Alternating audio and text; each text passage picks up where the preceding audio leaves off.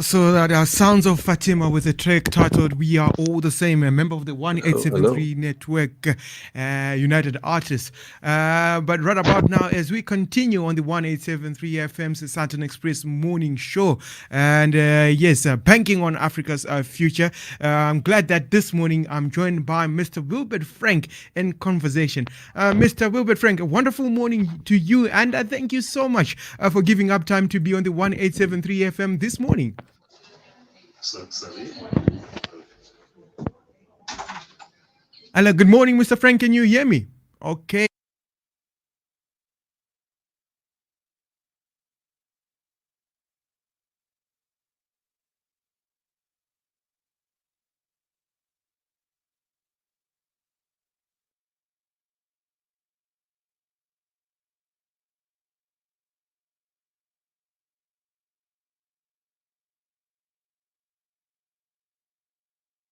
In securing an inclusive, progressive future for all.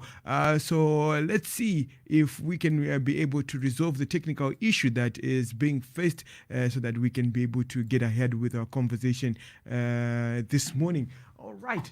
So if you also want to be part of the conversation on the 1873 FM this morning, feel free to also reach out to us through our social media platforms so that we can have these conversations going and more importantly, let your voice be heard. Issues that matter, issues regarding the kind of future that you want.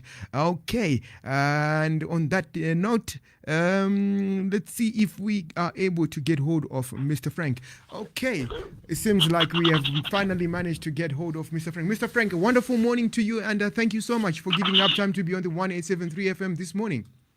Thank you very much. Thank you very much, Timothy. Well, it is indeed a pleasure to have you on the other end of the line, just to have a brief conversation with you. And yes, I happen to have been in touch with you through the chairman of the 1873 network, that is Mr. Mutumwa Mawere. But before we get to just get deeper into our conversation this morning, briefly, for the benefit of our listeners, for the benefit of our viewers, if you could just tell us who is Mr. Wilbert Frank Chaniwa, and more importantly, just his journey from Nigeria to South Africa, where you happen to be located now. Oh, wonderful. Thank you so much for having me. Wilbert is Zimbabwean, born in Zimbabwe in 1980. Born free, as they would call it. Did my education all in Zimbabwe, and subsequently, after finishing high school, I got a scholarship with African Sun. At the time, it was called Zimbabwe Sun, and Mm-hmm. we did a course called the Hospitality Management Training Diploma, which was supposed to catapult us to become lodge managers under the Safari Lodges of Africa group under Dr. Gwashure at the time. We did the course successfully, working with Cornell University in the States, and subsequently we joined African Sun to become assistant managers, and we learned and grew through our ranks over time, just basically learning how to run hotels, how to run lodges, how to run resorts. And obviously, because of the way Zimbabwe was going, we saw some green opportunities. I left the country in early 2003, 2004 to go to East Africa. I went to Tanzania, where I was working initially with some safari lodges in Arusha, and then subsequently with Golden Tulip in Dar es Salaam. Very exciting time. And then came back to South Africa, did some work with Southern Sun. I was in Cape Town, working with Garden Court de Val as a deputy general manager. And then subsequently, African Sun called me back again to come and set up their West Africa division, which was focusing on management contracts with government and also just getting private hotel management contracts. So I was doing pre-opening work and post-opening work. And then I did spend 10 years in Nigeria. Eventually went on my own, started doing consulting, pre-opening development, and then as I got married and had some children, I said, look, let me come back to South Africa. I came back to South Africa a few years ago, came back to Cape Town, joined the Silo Group, which is the Royal Portfolio Group, where I was at the Silo Hotel, which is the most expensive hotel in Africa. Wow. And then subsequently, I came to Johannesburg last year in November to join the Houghton the Houghton Hotel, which is one of, I think, the leading five-star hotels in South Africa. And here I am. Wow, a very interesting journey, I must say, and an inspiring one. I mean, considering all the exposure that you have actually gotten by working in all these different countries across the African continent. And what comes to mind, Mr. Chaniwa, is the fact that many a times as individuals, we actually don't have a shared understanding as to the role that media ought to play in as far as, projecting the positive stories, particularly when you look at the hospitality industry and how the hospitality industry plays a pivotal role in securing communities that are more inclusive, that are more progressive, that are more prosperous. Do you see this as a challenge, that there's no shared understanding of what ought to be the role that media ought to play, particularly when you zoom on the hospitality industry? Yeah, I think I agree with you 100%. I mean, having been a product of hospitality myself. I mean, I just moved straight out of high school, and I was lucky enough to get into a program that helped to develop me as an individual to prepare myself for the higher and the highest level of hospitality management, which is your development, your head office roles, and obviously your senior management roles.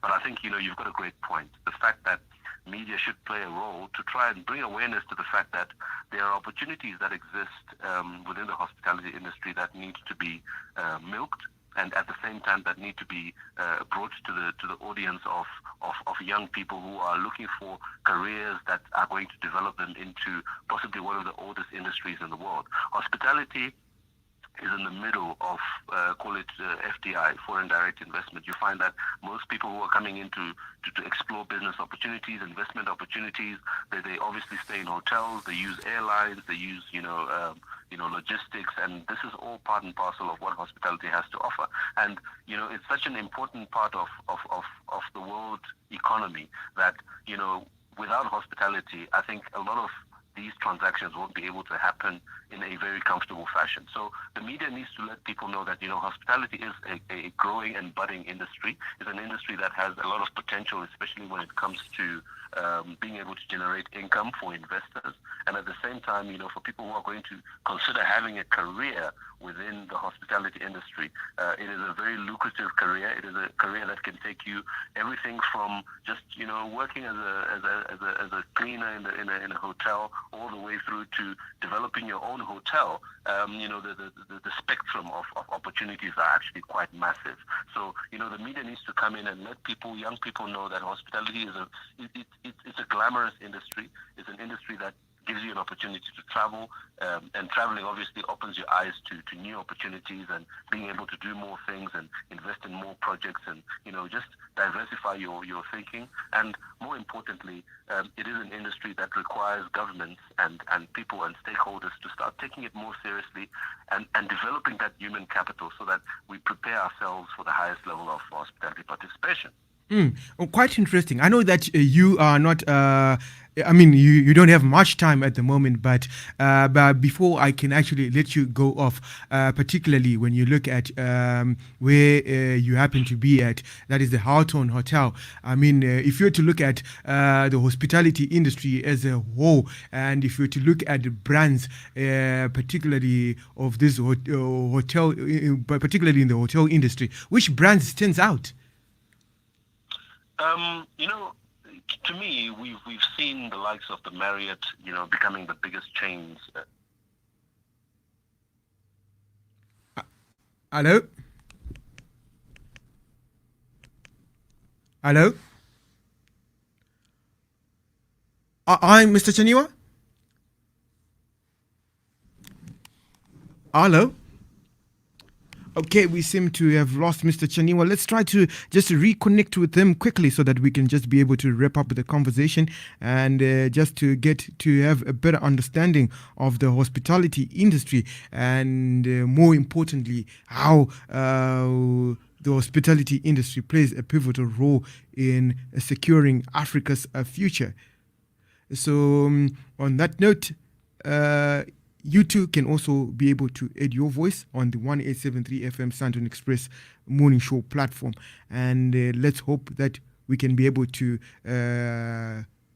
wrap up this conversation with Mr. Chaniwa. All right, let's see if we've got him. Mr. Chaniwa? Yes. Yes, sorry, we lost you there for a moment, and you just mentioned that the Marriott brand is one of the brands that actually stands out when it comes to hotel brands. Yes, yes. I was saying that the Marriott has managed to take over probably most of the hotel groups all over the world, from Starwood. Okay, seems like we continuously facing this connectivity issue, and hope let's try one more time and see if we can be able to wrap up the conversation with Mr. Chaniwa. Right, it is the 1873 FM. Your voice, your power, your voice on issues that matter. Your power to inspire new thinking, new outcomes, and new possibilities. And each day we are marching towards the Banking on Africa's Future 10,000 Points of Light ideal community of individuals where, as individuals, knowledge is shared, insights are shared, and more importantly, ideas are exchanged. Hello, Mr. Chaniwa? Hello? I'm here. Yes, sorry, I lost you there again, and you were just mentioning that the Marriott brand has managed to stand out amongst other brands in the hotel industry. Yes, 100%. And like I said, they're doing pretty well in terms of the hotels under management. But like I said, I would like to highlight possibly another interesting group called the Mangalis Group, which is coming out of Spain, but it has a focus on Africa and has been developing, quite a number of hotels in Francophone Africa and some other parts of Africa. But the blueprint is significantly focused on being able to have a reach within the African continent. And there are quite a number of other interesting groups that are coming up. If you watch the space, I mean, it's a conversation for another day. Mm-hmm. But I think the hospitality industry has taken its focus into Africa because we see the opportunities in Africa. We have double-digit growth in quite a few of the countries. So there's room for you to develop something and then get your return on investment in shorter spaces of time compared to your traditional markets. And so earlier on, you mentioned that as far as the Houghton Hotel is concerned, it's in the 5-star strata. And when you look at Frank himself, which strata is he? Well, I'd like to, when I came back to South Africa, I said to myself, you know what, I'd just like to affiliate myself with the top notch of the market. So, your 5-star to me is the top end. I know there are 6 and 7-star hotels, but obviously they all have the 5-star brand architecture. So Houghton Hotel has positioned itself as one of the leading hotels of the world. We're actually part of the group called the Leading Hotels of the World. And we are a 5-star, and we have every facility that a 5-star product should actually have. We have a spa, we have a swimming pool, we have 7 penthouse suites, and quite a number of hotel rooms that I think if you were to come in and take a look, they take the cup as far as having enough space and international interior decoration, and obviously the service to complement it. And so yourself as Frank, which strata are you in, or are you? You mean as far as the branding or my position within the organization? If you were to rate, if you were to be rated as far as these stratas are concerned, like 7-star and 5-star, where would you place yourself? I think I'm 5-star. When it comes to everything I do, I try to do it with excellence. And obviously, I'm passionate about the industry. I've been in the industry for the past 21 years, so obviously I'm not going anywhere. So I am 5-star. I believe in myself. I believe in the industry. I believe in hospitality, and I only do everything for excellence.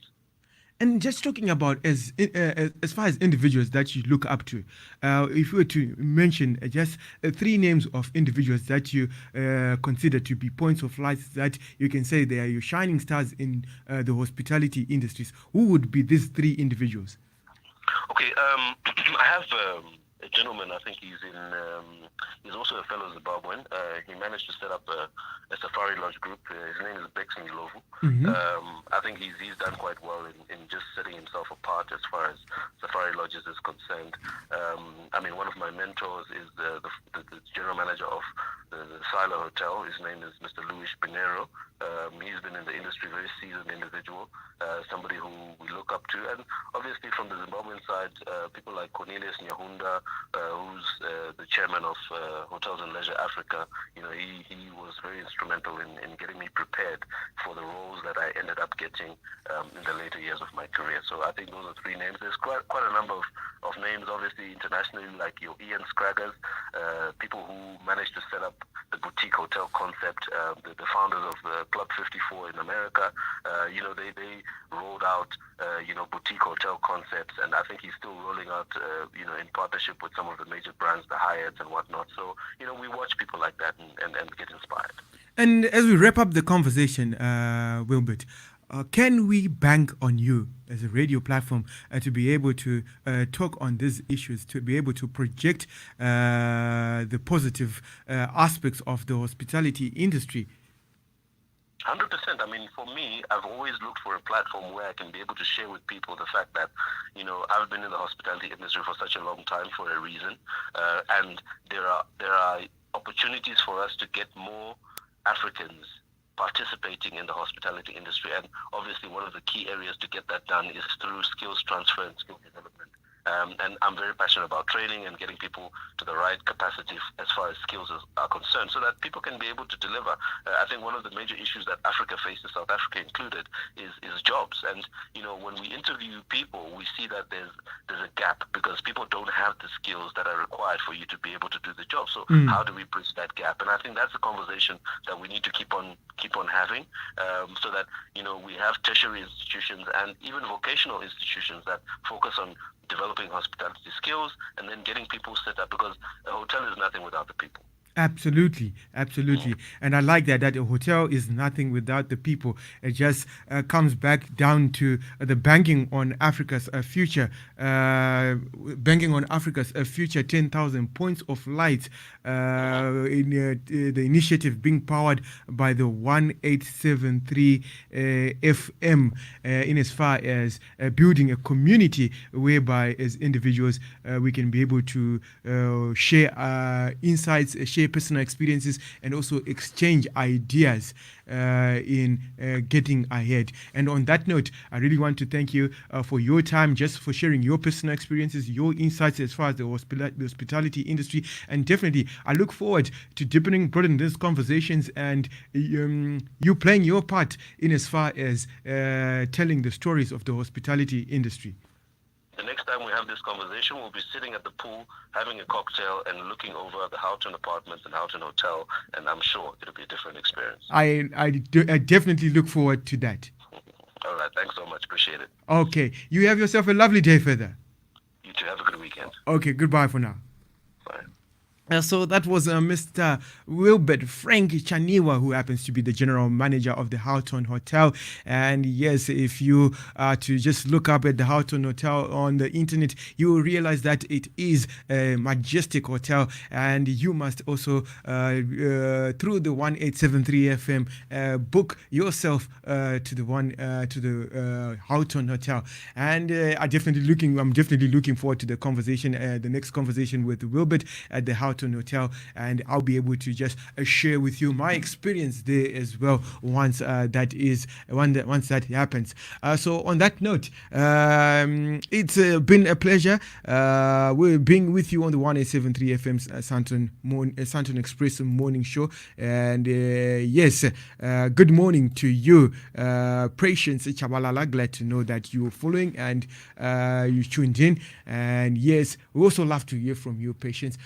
But nonetheless, we have run out of time this morning. But make sure you make a date again, Monday to Friday between 6 a.m. and 9 a.m. Central African time. And be sure to stay tuned for more insightful, informative conversations taking place on the 1873 FM. And on that note, a goodbye from me, Tinashe Mpasiri. Leave you listening to the sounds of the 1873 United Artists with a track titled Working on My Dash.